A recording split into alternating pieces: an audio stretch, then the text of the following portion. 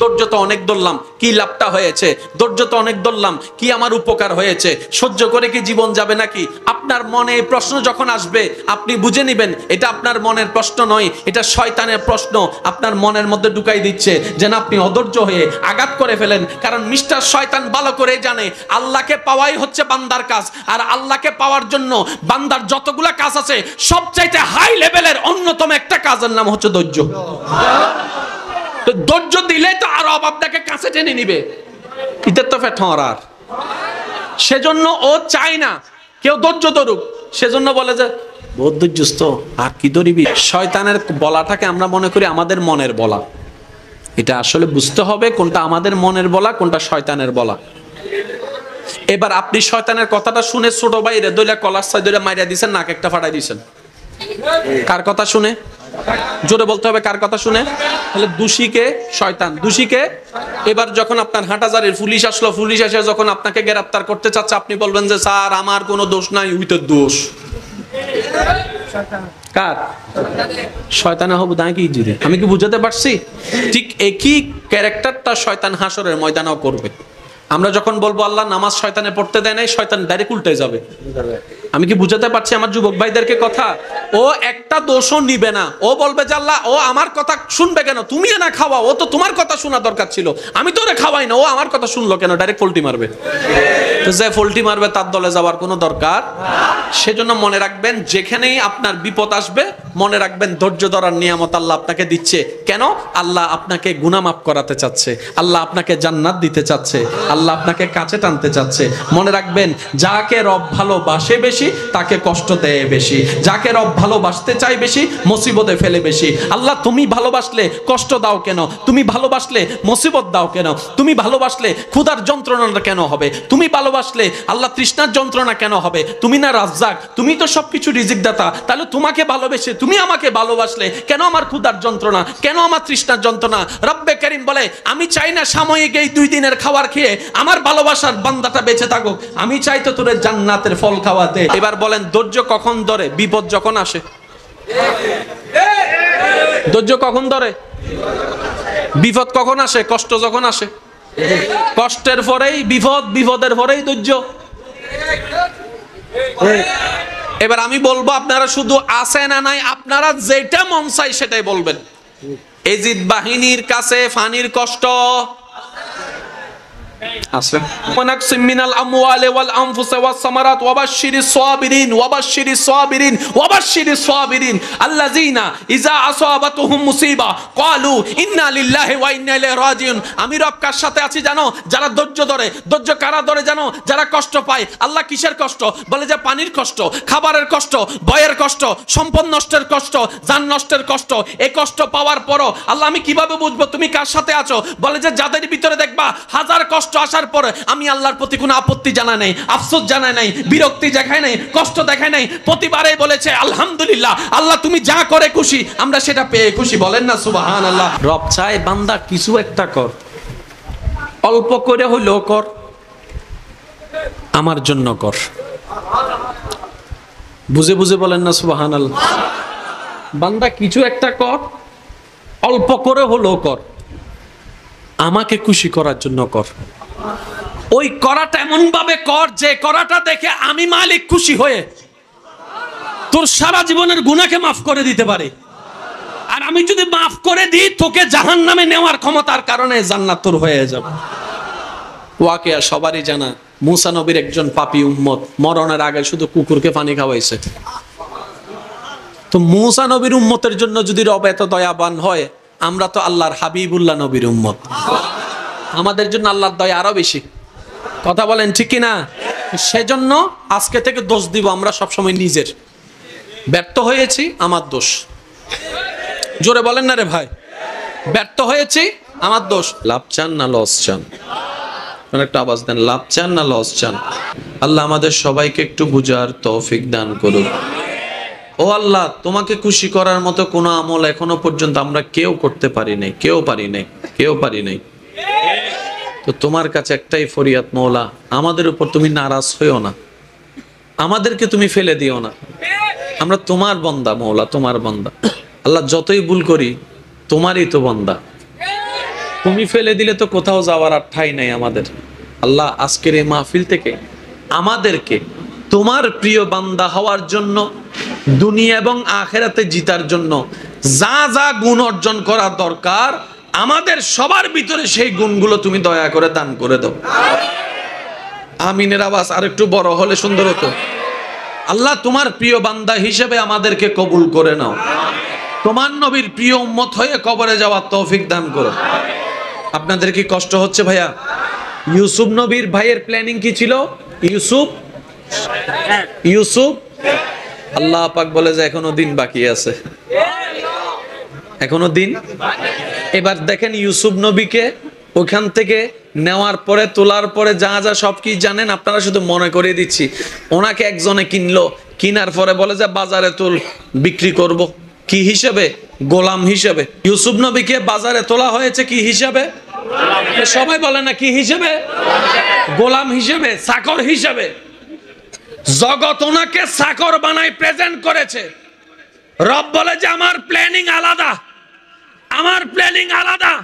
তোরা আজকে যাকে চাকর গোলাম হিসেবে দেখছিস, ওকে আমি বাদশাহীর আসনে বসাবো। বান্দার প্ল্যানিং দেখেন, আল্লাহর প্ল্যানিং দেখেন। এবার আসেন, ওইসব আরে মা, মনোযোগ মনোযোগ মনোযোগ। ইউসুফ নবী বাজারে তুলছে কি হিসাবে ভাইয়া? সম্মান না অসম্মান? অসম্মান বলে না, সম্মান না অসম্মান? আমাদের শিকার জানার দরকার, এগুলো শিখে শিখে জীবনের সাথে মিলাই বুদ্ধি করে কাজ করার দরকার। এবার দেখেন আল্লাহর প্রিয় নবী ইউসুফ নবীকে যে গোলাম বানাচ্ছে, আল্লাহ দেখে নাই? আল্লাহ দেখেও কি হয়ে আছেন? আল্লাহ চুপ হয়ে থাকা মানে আল্লাহ আপনার সাথে নাই নয়, আছে। আপনার দুশমনকে একটু সময় দিচ্ছে যে ফিরে আসার জন্য। ফেরাউন যখন বলছে আমি আল্লাহ, আল্লাহ শুনছে, সাথে সাথে গার মটকায় দিতে পারতো।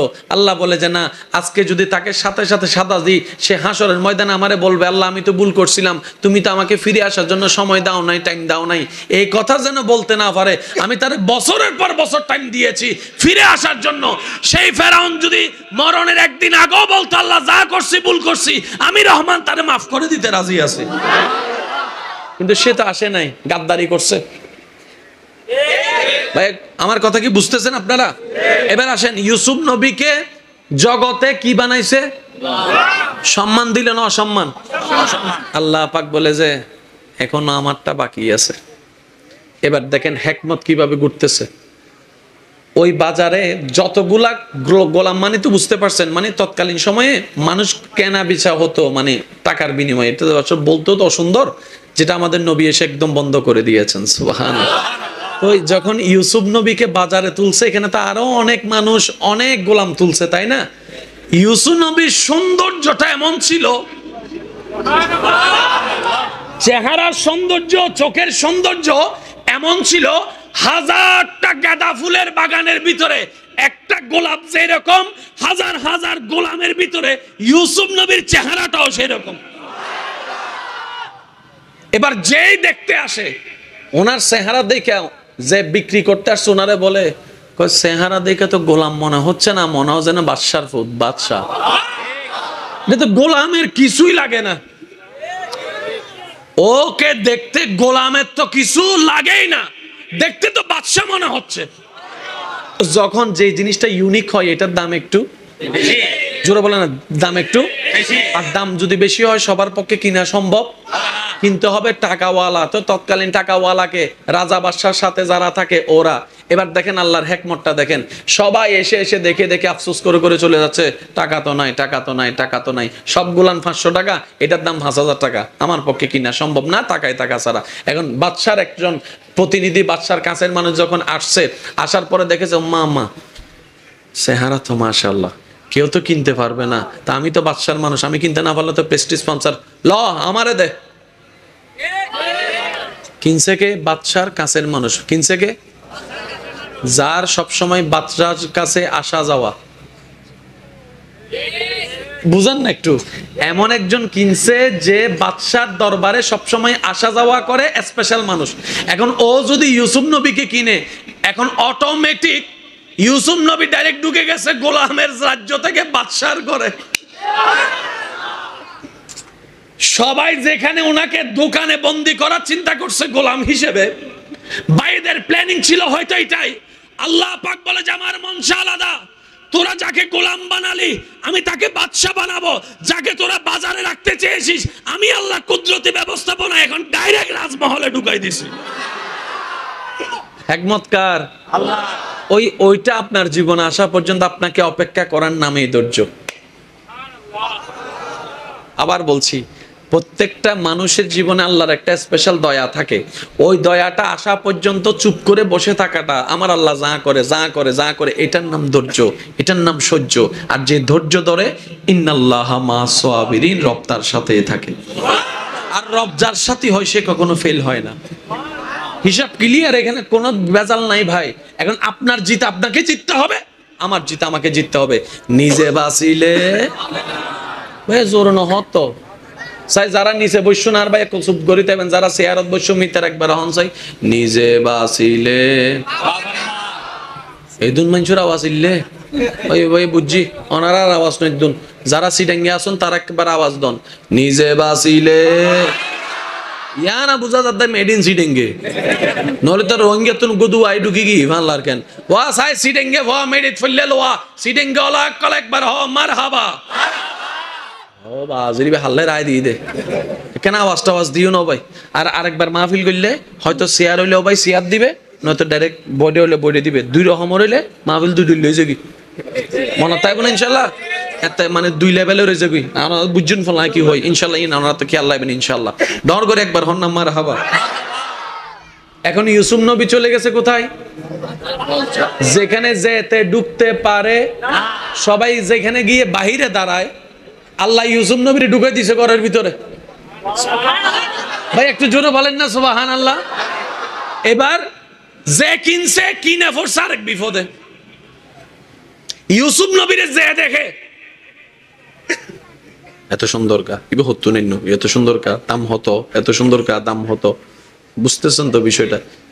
হইতে হইতে বিরক্ত হয়ে গিয়ে শেষ পর্যন্ত দিতে হদ ওয়া কাহাজ গর সাদল্ল সাদল্ল এইবারে ডাহি গেল।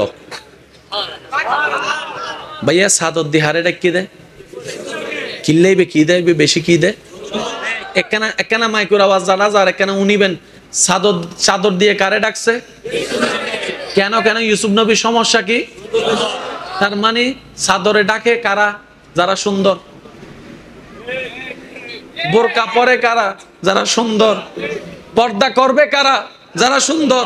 আর যারা বলে যে আমরা সুন্দর নাই, পর্দা করারও দরকার। সুবহানাল্লাহ।